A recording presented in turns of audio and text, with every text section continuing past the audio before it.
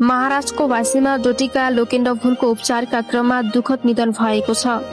दर्शकवृन्द, भारतको महाराष्ट्र स्थित वासीमा उपचारका क्रममा डोटीका 23 वर्षीय लोकेन्द्र भुलको दुःखद निधन भएको छ। भुल नेपालका डोटी जिल्ला केआइसिङ गाउँपालिका वडा नम्बर 6 सेलेना भिताटीका स्थायी बासिन्दा हुन्। रोजगारीको सिलसिलामा उनी भारतको महाराष्ट्र नवी मुम्बईमा बस्दै आएका थिए। परिवारका अनुसार भुलको हिजो राति हार्ट सर्जरी गरिएको थियो।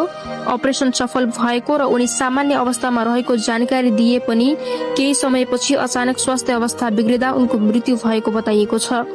उनको निधनको खबरले परिवार, आफन्त तथा सम्पूर्ण नेपाली समुदायलाई गहिरो शोकमा डुबाएको छ। प्रदेशमा उपचारका क्रममा युवा उमेरमै ज्यान गुमाउनु परेको घटनाले समुदाय नै स्तब्ध बनेको छ। समाजसेवी नारायण जनालाका अनुसार लोकेन्द्र भुलको दाह संस्कार भारतमै सम्पन्न गरिएको छ। स्वदेश र प्रदेशमा रहेका नेपालीहरूले सामाजिक सञ्जाल मार्फत भुलप्रति श्रद्धाञ्जली अर्पण गर्दै परिवारजनप्रति संवेदना प्रकट गरेका छन्। लोकेन्द्र भुलप्रति हार्दिक श्रद्धाञ्जली तथा शोक सन्तप्त परिवारप्रति गहिरो संवेदना।